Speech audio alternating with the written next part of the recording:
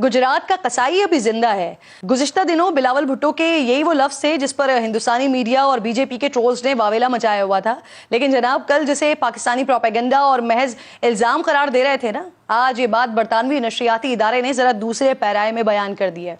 2002 के मुस्लिम कुश फसादात जिसमें आरएसएस के बुलवाइयों के हाथों मुसलमानों के गले काटे गए थे, कलेजे छलनी किए गए थे, औरतों की आबरू रेजी की गई थी, हामला माओं के पेट चाक कर दिए गए थे।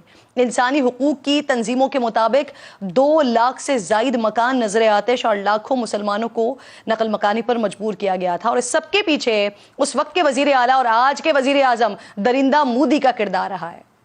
ये किसी से ढका छुपा तो है नहीं, तो फिर आखिर इस डॉक्यूमेंट्री में ऐसा क्या था जिसने भारत सरकार को जलते तवे पर बिठा दिया, उसे सोशल मीडिया प्लेटफॉर्म से गायब करवाया गया? तो जनाब बस इतना हुआ, जो जुल्म हुआ, जो सितम हुआ, उसे बस डॉक्यूमेंटेड और मुस्तरद शक्ल मिल रही है। अब तक जो हिस्से मुख्तलिफ प्लेटफॉर्म्स पर शेयर किए गए उनमें इंकशाफ किया गया है कि इन फसादात ने उस वक्त की बरतानवी हुकूमत को भी तहकीकात पर मजबूर कर दिया था, जिसकी अपनी इंक्वायरी टीम ने एक ऐसी रिपोर्ट तैयार की जिसमें इंतहाई तल्ख और गंभीर हकाइक सामने आए। लेकिन सिफारती मजबूरियां थीं या कोई और मसला था, उसे शाया नहीं किया गया था। अब बरतानवी नशरियाती इदारा उसी गैर शाया रिपोर्ट के मुंदरजात और उसमें शामिल कुछ किरदारों को सामने लाया है।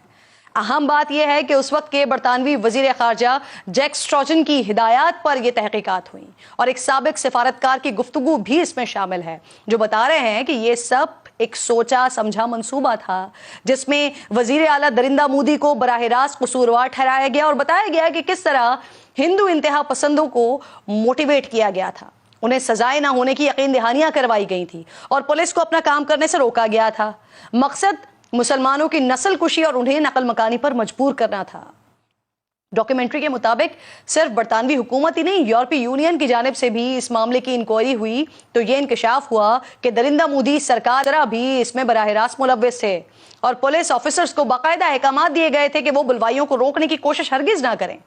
डॉक्यूमेंट्री में दरिंदा मोदी का जो जवाब शामिल है उसमें वो इन इंकशाफात को मिसगाइडेड करार देते हुए बरतानिया से कह रहे हैं कि हमें इंसानी हुकूक का ज्ञान ना दो।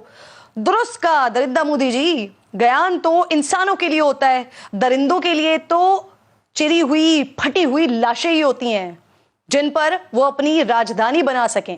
चंगेज खान सरों के मीनार बनाकर खुश होता था, दरिंदा मोदी के पैरोकार मुसलमानों की लाशों के अंबार इकट्ठे करके खुश हुआ करते हैं। भारत में भले ही इस जुल्म का हिसाब ना हो सका, लेकिन कहते हैं ना कि खुदा के यहाँ तो देर है लेकिन अंधेर नहीं। अब बरतानवी पार्लियामेंट में इस पर सवाल उठ रहे हैं।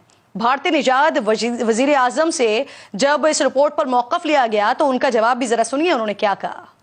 ऋषि सुनक ने रस्मी से जवाब देकर सवाल टालने की कोशिश की, बड़ी भरपूर कोशिश की, लेकिन उनके लफ्ज और लहजे की बौखलाहट बता रही है कि आने वाले दिनों में दरिंदा मोदी का दिफा किसी के लिए भी आसान नहीं रहेगा। डॉक्यूमेंट्री का जो कंक्लूजन है ना कि जब तक मोदी हुकूमत में है मुसलमानों और उनके बीच कोई भी रिकंसिलिएशन नामुमकिन है। तीसरी बार वजीर आजम बनने के ख्वाब आंखों में सजाए दरिंदा मोदी को इस बात का बखूबी अंदाजा है कि ये डॉक्यूमेंट्री कैसे उनके मकरू चेहरे पर लगे नकाब को उतारने में किरदार अदा कर सकती है। जब भी भारतीय सरकार सब काम छोड़कर इन क्लिप्स को सोशल मीडिया प्लेटफॉर्म से हटवा रही है और ये सोशल मीडिया प्लेटफॉर्म बड़ी हंसी खुशी ये क्लिप्स न सिर्फ डिलीट कर रहे हैं बल्कि साथ में इंडिया को ये यकीन दहानी भी करवा रहे हैं कि फिक्र नहीं करें, हम हैं तो फिर आपको क्या गम है।